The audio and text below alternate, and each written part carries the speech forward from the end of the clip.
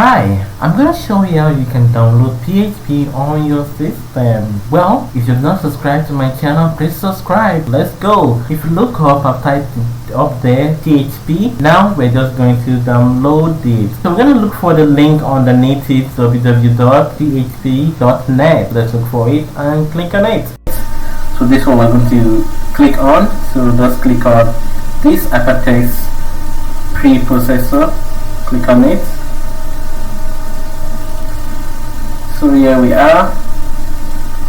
So we're going to come up here to download.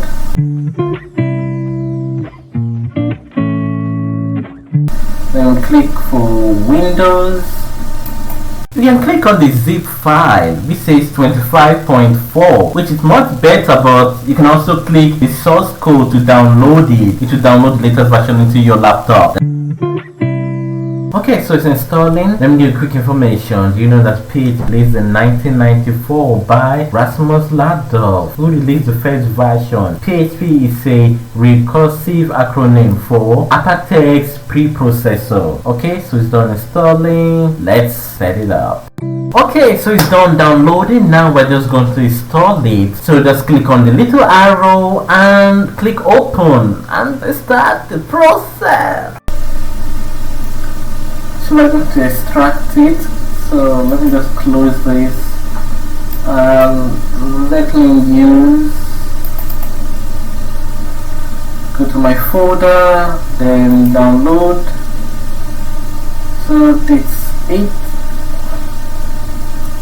it right here. So let me unzip it. Let's extract it. So this is it. We're extracting it. 5 important characteristics of PHP: simplicity, efficiency, security, flexibility, familiarity. Yep, that's all. So I already have WinRAR downloaded on my system. So that's why I can do this. All you need to do is just left click, or you right click, then you see it right here and just extract. That's if you have WinRAR on your system already. Okay, so now we open this up. So you can see the PHP.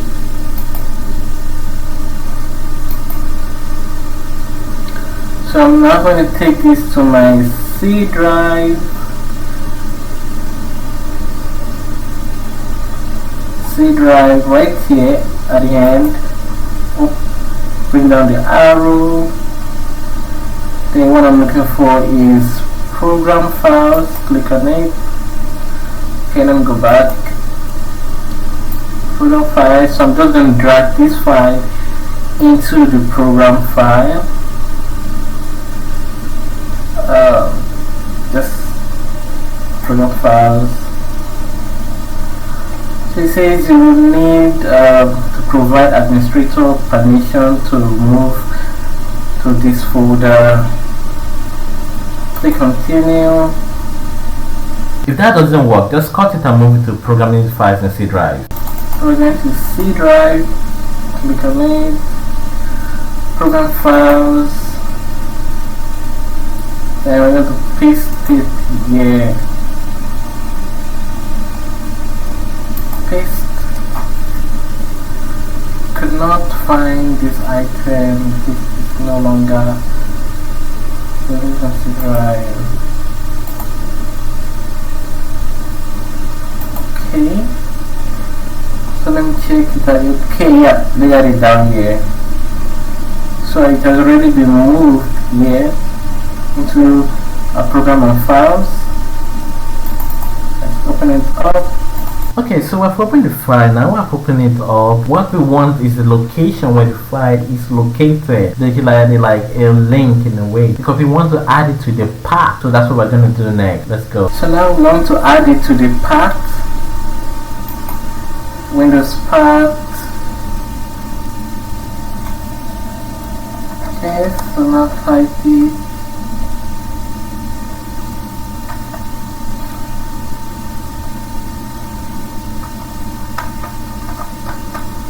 Path. So we click open. open.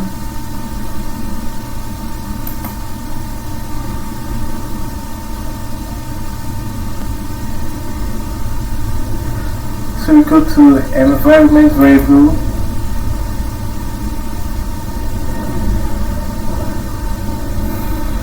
Then come to system variable.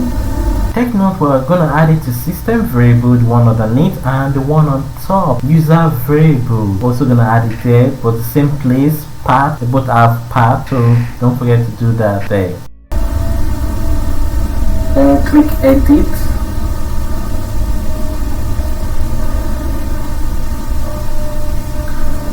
So I'm going to quickly go back to the PHP. I'm going to click up here. We can get the path, copy.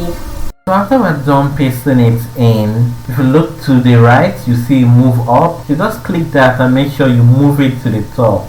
New, then click on new, then paste it in here, then click OK.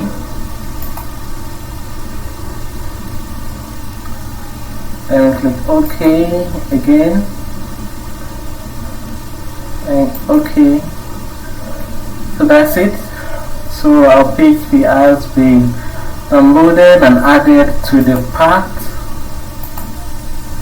So we're going to test it out.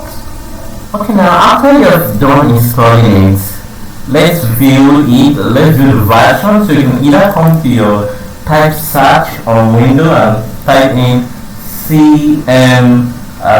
What we just want is the command prompt. So I have my command prompt here. Shortcut again. Yeah, that's what I want. So to know so now I want to check the version of the PHP that I downloaded and to make sure that it's working even that it's there. So let's check it out. So we type PHP -v. So right here we have it.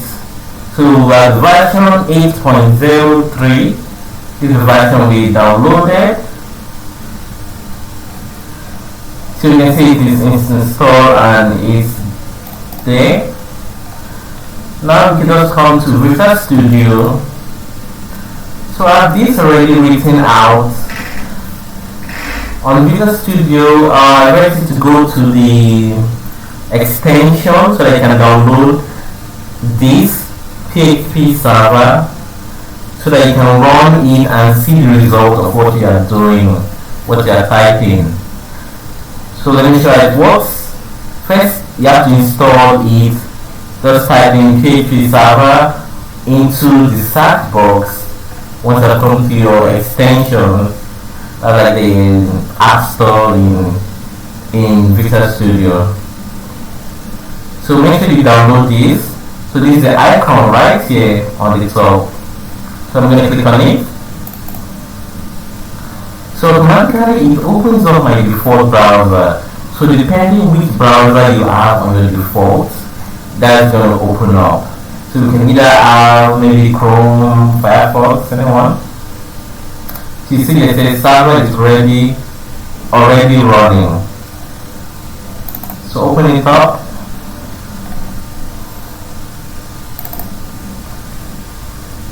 Check this.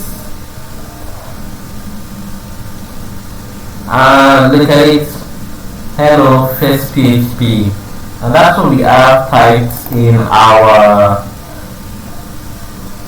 code right here. See? Hello, first PHP. So we can see that we have a PHP and it's working nicely. And we have this to show us.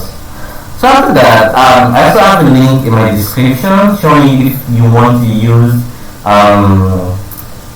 XAMPP for your PHP. You can also use XAMPP if you want to.